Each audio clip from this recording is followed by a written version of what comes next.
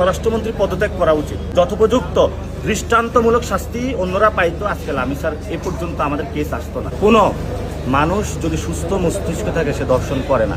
সমাজে অসুস্থ সমাজ আমাদের হয়ে গিয়েছে, বিকৃত মস্তিষ্ক, এবং যেভাবে হলো তার লাশটা হলো তারা সাইজ করলো, এটা কোনো সুস্থ মস্তিষ্ক মানুষ এটা করতে পারে না।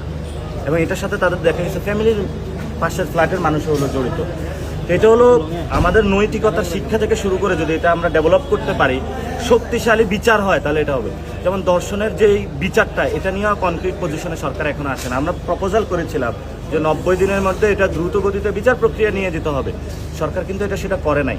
এখন স্বরাষ্ট্রমন্ত্রী এটাতে ওই ফ্যামিলির সাথে একটু দেখা করা প্রয়োজন, এবং সেটা নিয়ে আজকে তাদেরকে ঘোষণা দেওয়া দরকার যে আমরা হলো ধর্ষণের সর্বোচ্চ বিচার বাংলাদেশে নিশ্চিত করবো ইনশাআল্লাহ।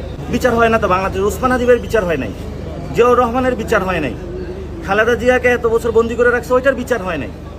লামিসা তো একটা সাধারণ নাগরিক, তার কোথায় সে বিচার পাবে? সরকার তো ব্যস্ত আছে কার্ড নিয়ে, এদিকে ধর্ষণ, খুন, রাহাজানি, মারামারি, ডাকাতি। গতকাল একজন ফোন দিল, হুজুর ওর বাসার সব জিনিস ডাকাতি করে নিয়ে গেছে, সেফটি নাই কোথাও, নিরাপত্তাহীনতা আছে বাংলাদেশ।